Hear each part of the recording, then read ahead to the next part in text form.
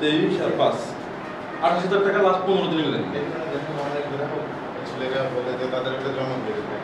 আমি বলি আপনার গ্রাহক এখানে জমা আপনার কাছে দিবে, আপনার গ্রাহক এখন তার নিজের বিকাশ আছে। হ্যাঁ, তাদের এটা বলি, আমি কি তাদের এটা বুঝে বলি যে আপনারা এটা নিজেরা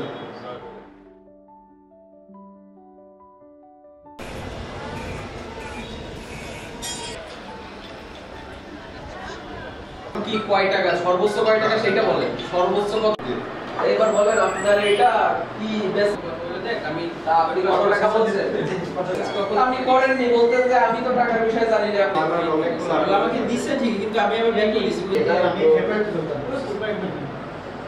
আপনার এখানে 6 তারিখ পর্যন্ত 6 তারিখে 2000 আপনার এখানে নগদ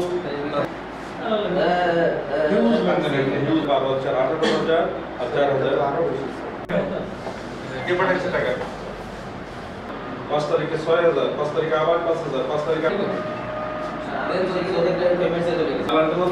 আমরা নিচে অনেক সময় ধরে 1 ঘন্টা ধরে ঘোরাঘুরি করতেছি। আপনার এখনো ইয়ে আছে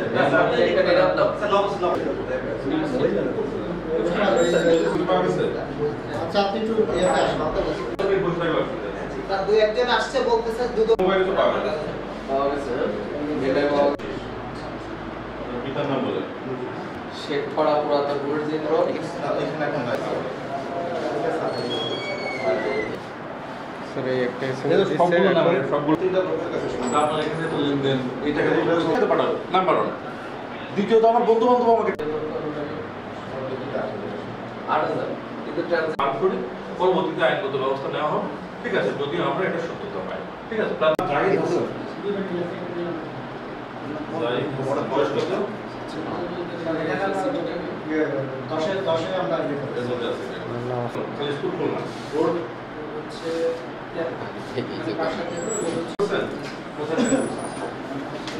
কত বছর চাকরি করেন? না না ঠিক আছে কিন্তু আপনি জানেন না কত টাকা সে হচ্ছে 11,000 টাকা আমরা আনুমানিক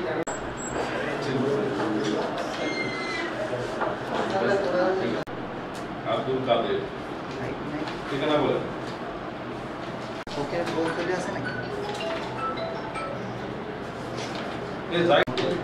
আপনার কাজ কি এখানে কাজ করেন আপনি এখানে?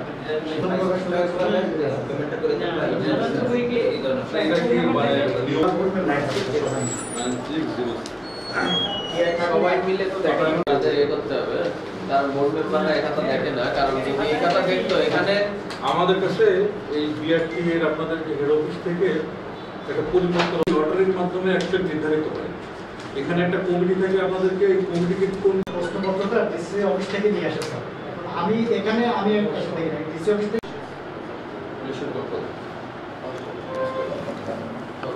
রেজাল্ট দিন স্যার দিনের স্পট আছে রেজাল্টের শিটটা দিতে পারছেন। এই যে এটাকে এনার কয়টা হয়েছে আগে একটা বের করেছে তার নাম সুইটি 10 আমরা পাস করাই স্যার। তো 10ই তো পাইনি আমি তো বুঝতে পারতেছি সেটা খুঁজতেছি এরপরে একই রকম হাতের লেখা আছে কয়েকগুলো একই হাতের ওইগুলো ফেলের খাতা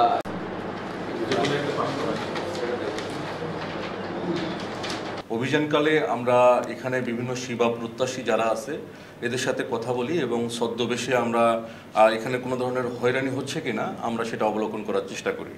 প্রাথমিকভাবে আমরা দেখেছি এখানে কিছু দালালদের উপস্থিতি আছে, আমাদের উপস্থিতি টের পেয়ে তারা এখান থেকে সরে পড়েছে এবং এখানে এসে যারা কর্মরত আছে অর্থাৎ এখানের কর্মকর্তা কর্মচারী সহ যারা আউটসোর্সিংয়ে আছে তাদের মোবাইলগুলো প্রাথমিকভাবে আমরা একটু চেক করার চেষ্টা করি, কারণ আমাদের কাছে তথ্য ছিল যে তারা মোবাইলের মাধ্যমে লেনদেন করে এবং বিভিন্ন গ্রাহককে হয়রানি বা অসৎ উপায়ে তারা অর্থ উপার্জনের চেষ্টা করে। আমরা কয়েকটা মোবাইল সিজ করে 4টা মোবাইল দেখে আমরা তাদের হোয়াটসঅ্যাপগুলোতে বা মেসেজে বিভিন্ন ধরনের ইঙ্গিতপূর্ণ মেসেজ আদান প্রদানের তথ্য পেয়েছি, সেখানে টাকা আদান প্রদানের তথ্য আছে। তার পরিপ্রেক্ষিতে আমরা তাদের যে মোবাইল ফিনান্সিয়াল সার্ভিস যেমন বিকাশ, রকেট, নগদ এগুলো আমরা চেক করেছি। বিকাশে আমরা হিউজ লেনদেন পেয়েছি, যেমন একজন এখানে আউটসোর্সিংয়ে কর্মরত একজনের প্রায় 15 দিনে আমরা প্রায় 30,000 টাকার মতো লেনদেন পেয়েছি, বা একদিনে দিনে 10,000 15,000 টাকার লেনদেন পেয়েছি। এই লেনদেনগুলো আমরা পেয়েছি, আমাদের কাছে এই লেনদেনগুলো সন্দেহজনক মনে হয়েছে প্রাথমিকভাবে। আমরা আরও কিছু তথ্য নেওয়ার চেষ্টা করছি যে এই লেনদেনগুলো আসলে কোথা থেকে আসছে, কোন পারপাসে দিয়েছে, তার পরিপ্রেক্ষিতে আমরা একটা রিপোর্ট প্রদান করব। তাছাড়া আমরা আরও দেখেছি যে এখানে যে পরীক্ষার জন্য যে পরীক্ষা দেয় গ্রাহকরা বিভিন্ন লাইসেন্সের জন্য, এই পরীক্ষার খাতাগুলোকে আমরা মিসম্যানেজমেন্ট দেখতে পেয়েছি। যেমন একজন পরীক্ষার্থী 12 নম্বর পেলে 20 নম্বরের মধ্যে 12 নম্বর পেলে তাকে পাশ করানো হয়, অর্থাৎ লাইসেন্স প্রদানের জন্য সে উপযুক্ত হয়। কিন্তু এখানে দেখা গেছে অনেকে নাম্বার কম পেয়েছেন, 7, 8 পেয়েছেন, তাদেরকে 12 করানো হয়েছে। এবং আমরা এটাও দেখতে পেয়েছি যে এখানে একই হাতের লেখা দিয়ে যে পরীক্ষার প্রশ্নপত্র পূরণ করা হয়েছে, যেগুলো লিখিত। তো আমাদের কাছে এটা সন্দেহজনক মনে হয়েছে। প্রাথমিকভাবে আমরা কিছু কাগজপত্র এখান থেকে নিয়ে যাচ্ছি এবং কিছু কাগজপত্র চেয়েছি পরীক্ষার খাতা সহ। আমরা সেগুলো যাচাই বাছাই করে দেখব যে এখানে যে অনিয়মগুলো হয়েছে বা কোনো ধরনের অনিয়ম হয়ে থাকলে আমরা সেটার পরিপ্রেক্ষিতে আমরা ব্যবস্থা নেব। এবং আমাদের অভিযান চলমান রয়েছে, আমরা আরও কিছু বিষয় দেখার চেষ্টা করছি।